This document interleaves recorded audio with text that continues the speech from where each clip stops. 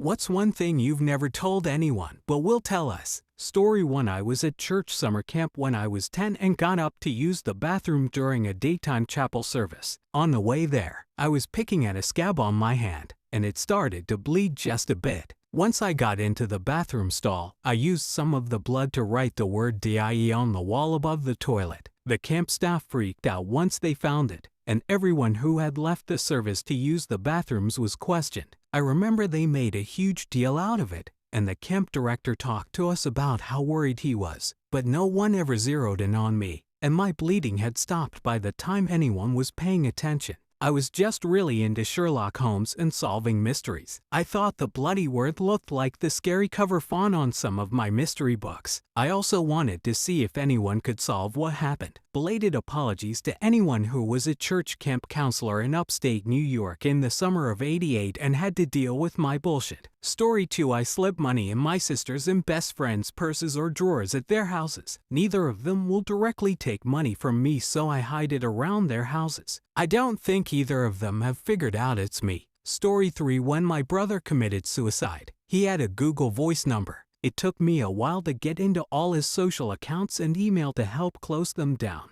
and I came across hundreds of voicemails left by our mom. She would call to hear his voice again and to tell him how much she missed him. I kept logging into the account to keep it from being disabled. It took her 2 years to cope and stop calling. I've never told her because it was the most personal conversations. 10 years later this year, it still breaks my heart to remember how much she cried in those messages. My mom is a strong person and never lets things get to her, so hearing her voice crack and wail makes my soul scream in pain and despair. Story 4. I had a neighbor who was an older lady and didn't have much extra money. She had a dog she couldn't afford to take to the vet regularly. The dog was everything to her. I would tell her I was going to take her dog to the dog park to play a couple of times a week. He was friends with my dog anyway, so it was no big deal. Once a year, one of those trips was taking the dog to the vet. I never told her or any of my neighbors because I didn't want to embarrass her. Story 5. I have been a veterinarian technician for a couple of decades now and just wanted to say, on her and her dog's behalf, thank you. Stories like this give me a solid reminder of why I actually do love my job.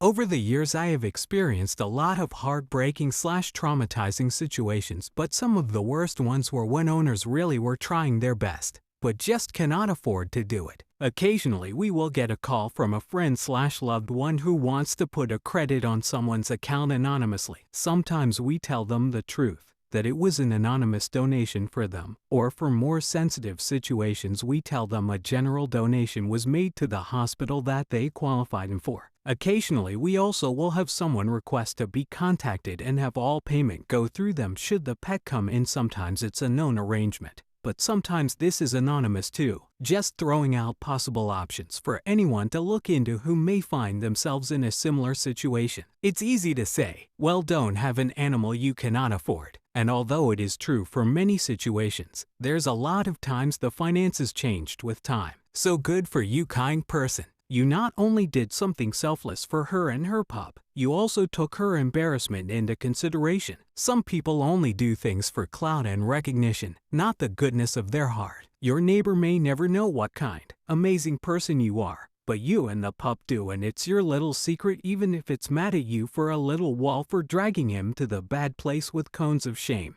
Story 6. I called DCFS on my best friend last week because she's in an abusive relationship and he abuses both her and her 2-year-old daughter. She's also dealing with that by abusing drugs and not taking care of her daughter. I've offered for her to come live with me and I've tried my best to get her into rehabs and she doesn't want the help. Her boyfriend doesn't know where I live and I have had a room set up for them for over a year. I love her more than anything and I love her daughter more than anything and I just want to see her in a better space. Story 7. When my grandfather was about to die and he couldn't speak anymore, he waited for a moment alone with me and he asked me for pen and paper. Then he wrote, "There is a Rolex, 4 gold coins and $500 in my old wooden box, a really old box where he kept shoe polish wax and stuff like that. Everything is yours now. I love you." We are 7 grandkids, but he always loved me more because I was his first granddaughter. I have the box under my bed with the note and everything inside as it was the day. I will never tell anyone, and I will never sell the Rolex or the gold coins. I only took the money and I put it in a savings account and they're there. Sometimes, when I'm sad and I miss him, I open the box and read the note again. He died like an hour after writing it. Story 8. Before your cell phone kept track of birthdays, I used to remind my husband's friends and family about his birthday so he'd get a lot of birthday greetings. It totally made him happy that everyone remembered his birthday. Story 9. I was molested by my grandpa from about age 5-9.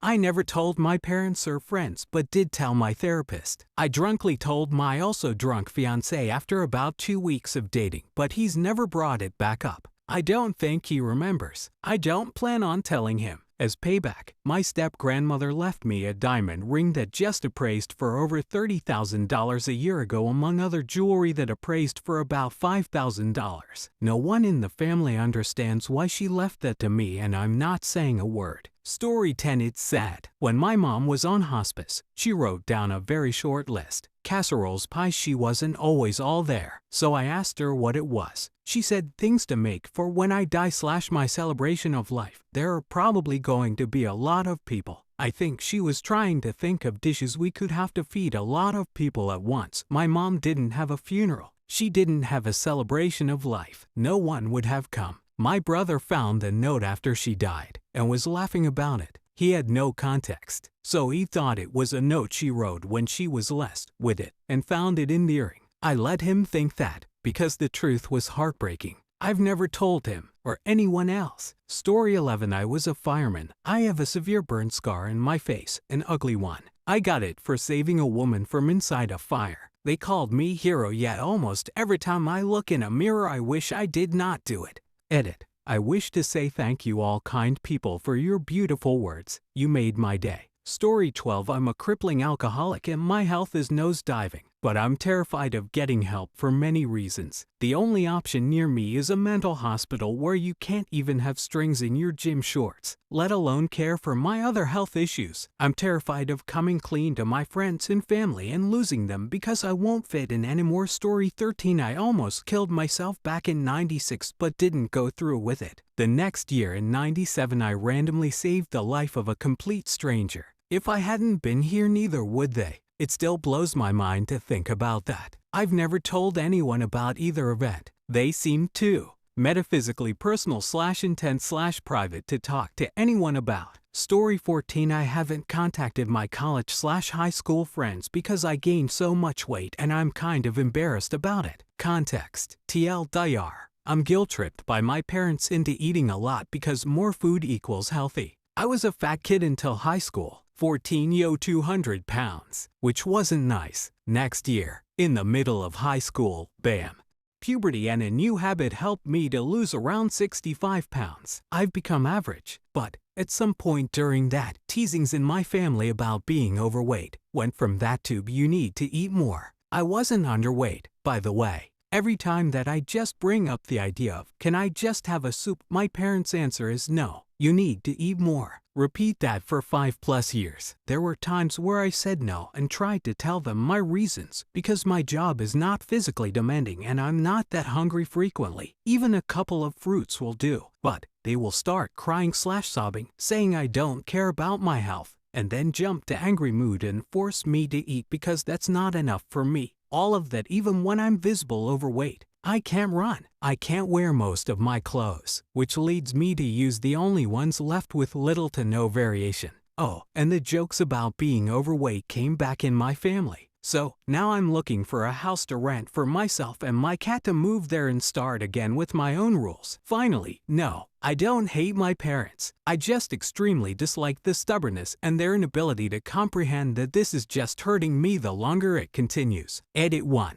Context added. Story 15. Many people around me think I like being alone, but I really need some friends. I lost my friend group a year ago because everyone moved on and I still do not have any real friends. I want to make new friends or even find a date because I want to feel loved. I just don't have any confidence.